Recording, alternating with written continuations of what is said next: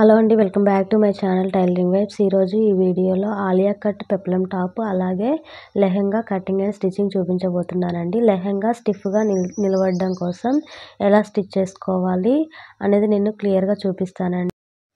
ఈ lehenga cutting and stitching కోసం Alia cut peplum top కోసం బ్రింజాల్ కలర్ క్లాత్ వచ్చేసి 2.5 మీటర్ తీసుకున్నాను. కింద డిజైన్ అయితే ఇలా వచ్చిందండి.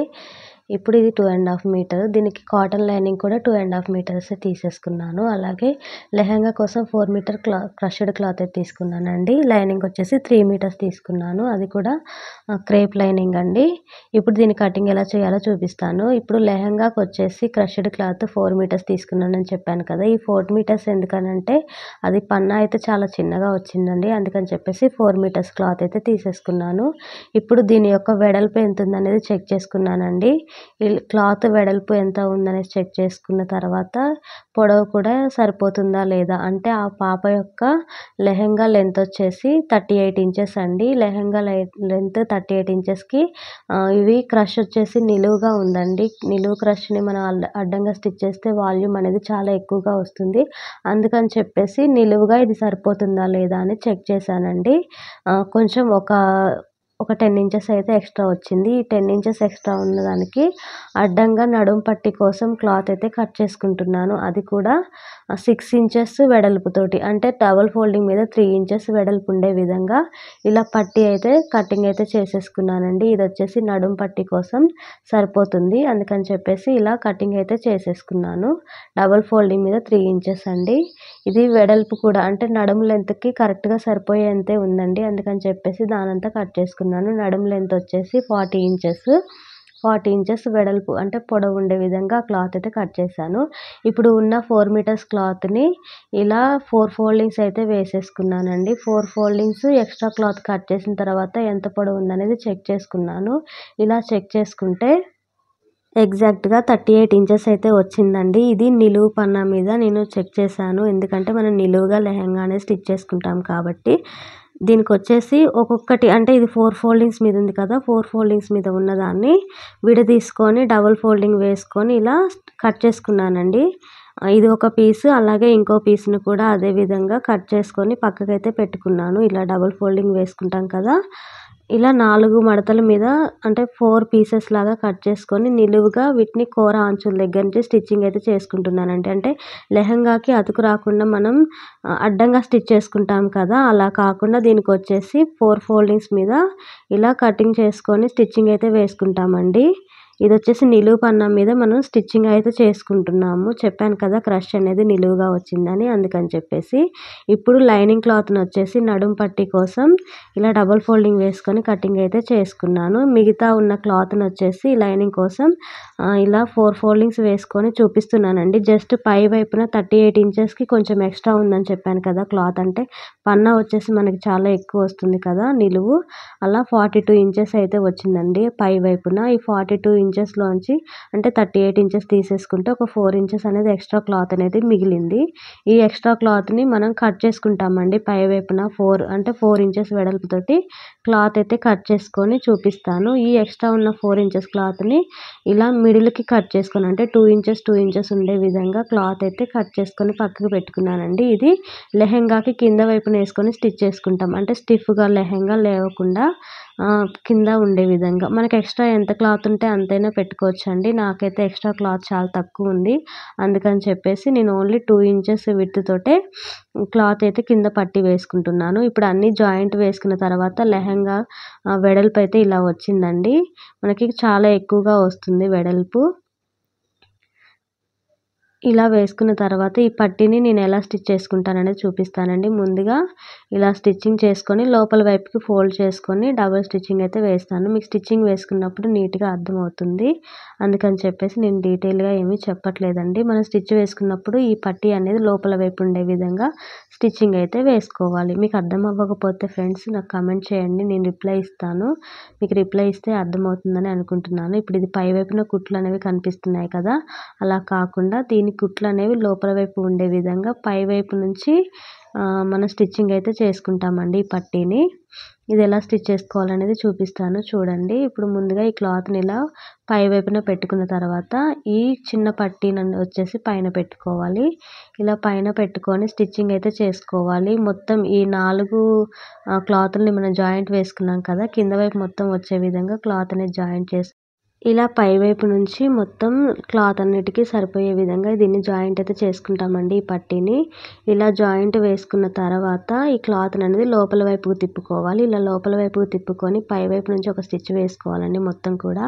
అలాగే ఈ రెండో వైపు అంటే ఈ క్లాత్ అనేది కరెక్ట్‌గా ఫోల్డింగ్ అవ్వడం కోసం పైవైపు నుంచి స్టిచ్చింగ్ వేసుకొని, పైన వైపు ఉన్న క్లాత్‌ని ఇలా ఫోల్డ్ చేసుకొని స్టిచ్చింగ్ అయితే వేసేసుకోవాలి. ఇది నార్మల్‌గా స్టిచ్చింగ్ చేసే వాళ్ళకి అర్థమవుతుందండి. ఇలా స్టిచ్ వేసుకున్న తర్వాత లాస్ట్‌కి వచ్చేసరికి కొంచెం గట్టి కుట్టు అనేది వేసుకోవాలి. మొత్తం స్టిచ్చింగ్ అయిన తర్వాత ఇలా అయితే పైవైపు కనిపిస్తుంది. కింద వైపు ఫోల్డింగ్ స్టిచ్ అనేది. ఇప్పుడు పైవైపు టాప్ క్లాత్ కోసం తీసుకున్న క్లాత్‌లో మనకి పైన కింద వైపు పెద్ద బార్డర్, పైన వైపు చిన్న బార్డర్ వచ్చింది కదా! ఈ చిన్న బార్డర్‌ని వాళ్ళు లెహెంగాకి పట్టీలాగా స్టిచ్ చేయమన్నారండి. అందుకని చెప్పేసి కొంచెం ఎక్స్ట్రా అంటే ఆ పట్టీకి ఒక హాఫ్ ఇంచ్ అనేది ఎక్స్ట్రా ఉండే విధంగా కట్ చేసుకున్నాను. ఇప్పుడు ఈ టాప్‌కి కింద వైపు నుంచి ఈ పట్టీ అనేది స్టిచ్చింగ్ అయితే వేసుకున్నానండి మొత్తం కూడా.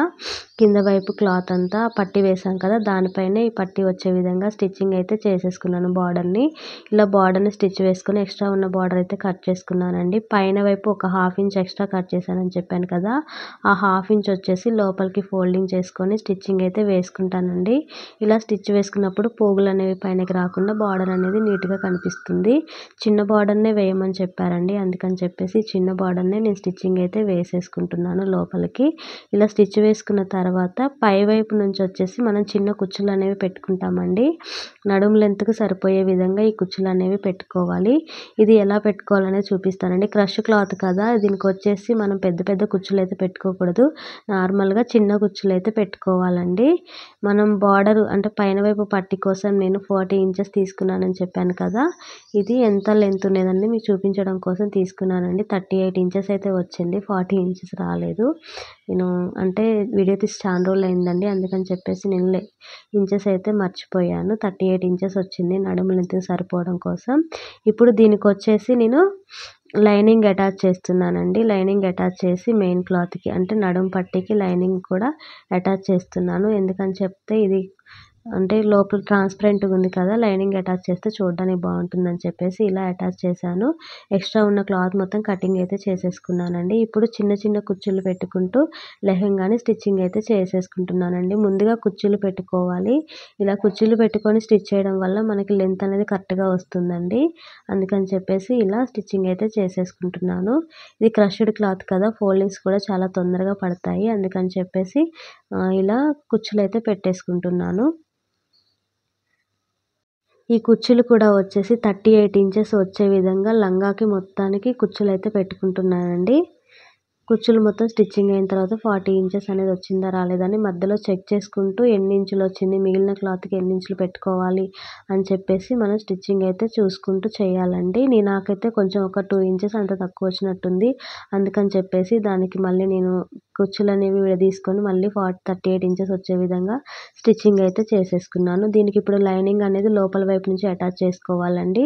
ఈ లోపల వైపులో అటాచ్ చేసేటప్పుడు కూడా దానికి కూడా అదే లైనింగ్‌కి కూడా చిన్న చిన్న కుచ్చులు అనేవి పెట్టుకుంటూ లోపల వైపు నుంచి లైనింగ్‌ని అటాచ్ చేసుకుంటున్నాను. ఈ లైనింగ్ వచ్చేసి క్రేప్ లైనింగ్ అండి. ఇది కూడా 3 మీటర్స్ ఉందండి. ఆ క్లాత్ అయితే అంటే మెయిన్ క్లాత్ 4 మీటర్స్ ఉంది. కానీ లైనింగ్ క్లాత్ వచ్చేసి నేను ఓన్లీ 3 మీటర్సే తీసేసుకున్నాను.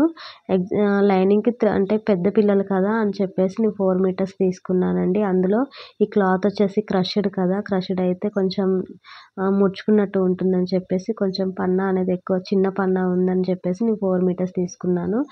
లేకపోతే 3½ మీటర్స్‌లో కూడా లెహెంగా పెద్ద పిల్లలకి చేసుకోవచ్చండి. 3 మీటర్స్‌లో కూడా చేసుకోవచ్చు. కాకపోతే లెహెంగా అనేది చాలా చిన్నగా వస్తుంది. అందుకని చెప్పేసి నేను 4 మీటర్స్ అయితే తీసేసుకున్నాను. ఇప్పుడు లైనింగ్ కూడా చూపించే విధంగా కుచ్చులనేవి పెట్టుకొని స్టిచ్చింగ్ అయితే చేసేసుకుంటున్నానండి లెహెంగా మొత్తానికి కూడా. సైడ్స్కి ఒక 3 ఇంచెస్ వరకు ఇలా లోపల వైపు ఫోల్డ్ చేసుకొని లైనింగ్ని స్టిచ్చింగ్ అయితే చేసుకుంటున్నానండి. ఇది వచ్చేసి ఓన్లీ లైనింగ్ని ఫోల్డ్ చేస్తున్నాను. క్లాత్కి వచ్చేసి కోర అంచు అనే సైడ్కి వచ్చింది కదా, అందుకని చెప్పేసి ఇలా రెండు వైపులా కూడా సైడ్స్ ఒక 3 ఇంచెస్ పొడవు వచ్చేసి ఇలా ఫోల్డ్ చేసుకొని స్టిచ్చింగ్ అయితే వేసేసుకుంటున్నాను. మీకు అర్థమవుతుందండి స్టిచ్చింగ్ చేసేటప్పుడు. ఇలా లోపలికి ఫోల్డ్ చేసుకొని అయినా స్టిచ్ చేసుకోవచ్చు, లేకపోతే ఒక ఇట్లా 3 ఫోల్డింగ్స్ చేసుకొని అయినా స్టిచ్చింగ్ అయితే చేసేసుకోవచ్చు అండి. ఇది వచ్చేసి కొంచెం ఓపెన్గా ఉంటుంది కదా సైడ్స్ అనేవి, అందుకని చెప్పేసి ఇలా కొంచెం స్టిచ్చింగ్ అయితే చేసేసుకుంటున్నాను. ఈ వీడియో మీకు నచ్చినట్లయితే ప్లీజ్ ఫ్రెండ్స్ లైక్ అయితే చేయండి. ఇటువంటి మంచి మంచి వీడియోస్ కోసం నా ఛానల్ని సబ్స్క్రైబ్ చేసుకోండి. ఇంకా మీకు డీటెయిల్స్గా ఏమైనా కావాలంటే కమెంట్ చేయండి, ఖచ్చితంగా రిప్లై అయితే ఇస్తాను. అలాగే మీకు ఎటువంటి వీడియోస్ కావాలన్నా కమెంట్ చేయండి, నేను ఆ వీడియోస్ కూడా చేస్తాను. రెండో వైపు కూడా అదే విధంగా స్టిచ్చింగ్ వేసుకున్న తర్వాత నడుం పట్టి ఎలా జాయిన్ చేసుకోవాలనేది చూపిస్తాను. ఇప్పుడు లెహంగాని ఇలా రివర్స్కి అంటే లైనింగ్ పై వైపు ఉండే విధంగా పెట్టుకొని దీని పైనుంచి కూడా నడుం పట్టి వచ్చేసి లైనింగ్ కూడా పై వైపే ఉండే విధంగా ఇలా అటాచ్ చేసుకొని స్టిచ్చింగ్ అయితే చేసుకోవాలి.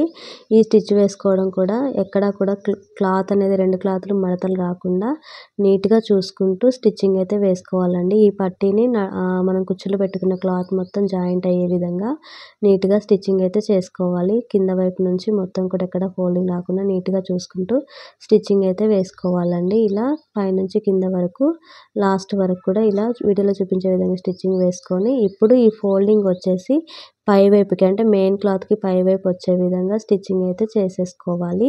సైడ్స్ వచ్చేసి నేను చూపించలేదండి ఇలా స్టిచ్చింగ్ వేసుకోవడం, మెయిన్ క్లాత్ అంటే నడుం పట్టీకి, అందుకని చెప్పేసి నడుం పట్టీకి కూడా ఇలా 3 ఫోల్డ్స్ వేసుకొని ఇలా స్టిచ్చింగ్ అయితే వేసుకుంటున్నాను. ఇప్పుడు ఈ పట్టీని ఇలా ఫోల్డ్ చేసుకొని వీడియోలో చూపించే విధంగా ఫోల్డ్ చేసుకొని పై వైపు నుంచి స్టిచ్చింగ్ అయితే వేసుకోవాలండి. నడుం పట్టీ ఎప్పుడు కూడా లోపల నుంచి పైనకు తిరిగే విధంగా స్టిచ్చింగే వేసుకోవాలండి, లేకపోతే కుట్లన్నీ కూడా గజిబిజిగా కనిపిస్తాయి. అందుకని చెప్పేసి లోపల వైపు నుంచి పైనకు తిరిగే విధంగా నడుం పట్టీని స్టిచ్చింగ్ అయితే వేసుకుంటున్నాను. ఇది కూడా లాగకూడదండి, ఎలా ఉందో అలాగే క్లాత్ నార్మల్గా పెట్టేసుకుంటూ స్టిచ్చింగ్ అయితే వేసుకోవాలి. మొత్తం స్టిచ్చింగ్ అయిన తర్వాత నడుం పట్టీ లెంత్ వచ్చేసి 2.5 మీటర్స్ 2.5 ఇంచెస్ వస్తుందండి, లేదా పావుతక్కువ 3 ఇంచులైనా వస్తుంది. క్లాత్ అనేది కొంచెం సాగుతుంది కదా, అందుకని చెప్పేసి చెప్తున్నాను. ఇప్పుడు డబల్ స్టిచ్చింగ్ కూడా పై వైపు నుంచి వేసుకున్న తర్వాత ఈ క్లాత్ని కింద నుంచి మీదికి కరెక్ట్గా స్టిచ్చింగ్ అయితే వేసుకోవాలి. ఇప్పుడు వెలాస్టిక్ ఎలా స్టిచ్ చేసుకోవాలో చూపిస్తానండి. నడుం లెంత్ వచ్చేసి 38 ఇంచెస్ వచ్చింది కదా, వెలాస్టిక్ వచ్చేసి 30 ఇంచెసే తీసుకుంటున్నాను. ఒక 10 ఇంచెస్ అంటే 8 ఇంచెస్ అయితే తగ్గించానండి. 8 ఇంచెస్ కాకపోయినా ఒక మనం 10 ఇంచెస్ 12 ఇంచెస్ అయినా తగ్గించుకొని ఎలాస్టిక్ని స్టిచ్ వేసుకోవచ్చు. నేను వచ్చేసి 30 ఇంచెస్ అనేది చేశాను, కానీ తర్వాత ఒక 2 ఇంచెస్ అనేది ఎక్స్ట్రా కట్ చేసుకున్నానండి. చాలా ఎక్కువ లూజ్ అనిపించింది, అందుకని చెప్పేసి 30 ఇంచెస్ కాదు, నేను ఓన్లీ 28 ఇంచెసే ఎలాస్టిక్ కట్ చేసుకున్నాను. తర్వాత కట్ చేశానండి, చూపించలేదు మీకు. ఇప్పుడు ఈ ఎలాస్టిక్ని లోపల వైపుకి పెట్టుకొని మనం స్టిచ్చింగ్ ఎలా చేసుకోవాలో చూపిస్తాను. రెండు సైడ్స్ కూడా ఇలా సేఫ్టీ పిన్స్ అయితే పెట్టుకున్నానండి. ఎలాస్టిక్ అనేది త్వరగా దూరిపోయి మనకి లోపల దొరకదు కదా, అందుకని చెప్పేసి ఒకవైపు వచ్చేసి మిషన్కి అటాచ్ చేసుకున్నాను, రెండో వైపు పిన్ తోటి ఇలా లోపల వైపుకి ఇన్సర్ట్ చేసుకుంటూ క్లాత్ అనేది మొత్తం బయటకైతే తీసానండి ఎలాస్టిక్ని. ఎలాస్టిక్ అనేది లోపల నుంచి తీసిన తర్వాత రెండు కొనలు ఉంటాయి కదా, ఆ రెండు కొనల్ని పట్టుకొని ఇలా వీడియోలో చూపించే విధంగా స్టిచ్చింగ్ అయితే చేయాలండి. రెండు కొనల్ని ఇలా స్టిచ్ వేసుకున్న తర్వాత ఎక్స్ట్రా ఉన్న క్లాత్ కట్ చేసుకొని పై వైపు నుంచి స్టిచ్చింగ్ అయితే వేసుకోవాలి. సైడ్స్కి డోరీస్ అనేవి ఇష్టపడతారని చెప్పేసి నేను ఇలా హ్యాంగింగ్స్ కోసం బ్లౌజ్ డోరీస్ ఉంటాయి కదా, అవి సిల్వర్ కలర్లో ఉండే విధంగా తీసుకొని వాటిని స్టిచ్చింగ్ అయితే అంటే లోపల వైపు నుంచి ఎలాస్టిక్ ఎలాగైతే తీసామో అలాగే ఈ డోరీస్ని కూడా తీస్తున్నానండి. ఇలా డోరీస్ బయట తీయడం కోసం ఒక నాట్ అనేది వేసుకొని అక్కడికి సేఫ్టీ పిన్ పెట్టుకున్న తర్వాత ఇలా ఇన్సర్ట్ అయితే చేశానండి. రెండు వైపులా కూడా ఇలా లాగి థ్రెడ్ అనేది బయటికి తీయాలి. అలాగే హ్యాంగింగ్స్ కట్టుకోవడానికి సరిపోయేంత థ్రెడ్ అనేది ఉంచిన తర్వాత కట్ చేసుకోవాలండి. డోరీ వల్ల చూడడానికి బాగుంటుంది, అలాగే మనకి ఇవి హ్యాంగింగ్స్ అంటే లూజ్ ఉన్నా కూడా కొంచెం టైట్ చేసుకొని కట్టుకోవడానికి కూడా వీలుగా ఉండే విధంగా ఈ డోరీ హ్యాంగింగ్స్ అనేవి నేను రెడీ చేసి పెట్టుకున్నానండి. కావాలంటే డిజైనర్ లట్కన్స్ అయినా పెట్టుకోవచ్చు, లేకపోతే క్లాత్ తోటి మనం ఎలాగైతే తయారు చేస్తామో అలా తయారు చేసుకున్న హ్యాంగింగ్స్ అయినా వేసుకోవచ్చు. ఇప్పుడు వచ్చేసి సైడ్స్కి జాయింట్ అనేది వేసుకుంటున్నానండి. లైనింగ్ అలాగే మెయిన్ క్లాత్ని కింద నుంచి పై నుంచి కింద వైపుకి కరెక్ట్గా ఉండే విధంగా ఇలా క్లాత్స్ అయితే కలుపుకొని స్టిచ్చింగ్ అయితే వేసుకుంటున్నానండి. ఇలా జాయింట్ వేసుకున్న తర్వాత ఇప్పుడు వచ్చి నడుం పట్టి దగ్గర కొంచెం గ్యాప్ అయితే ఉంది కదా, ఈ నడుం పట్టి దగ్గర గ్యాప్ని కూడా మనం ఒక దాంట్లోకి ఒకటి ఇట్లా దూర్పించిన తర్వాత పై వైపు నుంచి మనం హ్యాంగింగ్ స్టిచ్ చేసాం కదా, హ్యాంగింగ్స్ అనేవి లోపల నుంచి పెట్టుకున్నాము. అంటే డోరీస్కి మనం గ్యాప్ ఇచ్చి పై నుంచి ఆ డోరీస్ ఉన్న వరకు స్టిచ్చింగ్ అయితే వేసేసుకోవాలండి. మీకు వీడియోలో చూస్తే అర్థమవుతుంది. ఈ స్టిచ్చింగ్ అనేది చూస్తుంటే మీకే అర్థమవుతుందండి. కొంచెం గట్టిగానే వేసుకోవాలి, కుట్టు అనేది ఎక్కడ ఊడిపోకుండా. కింద వైపు ఉన్న లైనింగ్ని ఇలా డబుల్ ఫోల్డింగ్ చేసుకుని స్టిచ్చింగ్ అయితే వేసుకోవాలండి. చుట్టూ కూడా స్టిచ్చింగ్ వేసుకున్న తర్వాత లెహంగా అయితే ఇలా ఉంది. సైడ్స్ డోరీస్కి వచ్చేసి క్యాప్స్ అనేది ఇచ్చానండి. 3 క్యాప్స్ ఒకదాని కింద ఒకటి స్టిచ్చింగ్ చేశాను. వెలస్టిక్ అయితే ఇలా ఉందండి. సైడ్స్ డోరీస్ కూడా ఏమైనా లూజ్ ఉంటే కొంచెం టైట్ చేసుకోవడానికి వీలుండే విధంగా ఇచ్చాను. కింద వైపు వచ్చేసి ఇలా 2 ఇంచ్ పట్టీ అనేది ఇచ్చాం కదా, అలాగే పై వైపు నుంచి కూడా అదే క్లాత్కున్న పట్టీ తీసేసి పైన అయితే వేసామండి బోర్డర్ లాగా. Peplum top cutting and stitching video అయితే చూపించలేదండి. ఇప్పటికే వీడియో లెంత్ ఎక్కువైందని చెప్పేసి నెక్స్ట్ వీడియోలో పోస్ట్ చేస్తాను.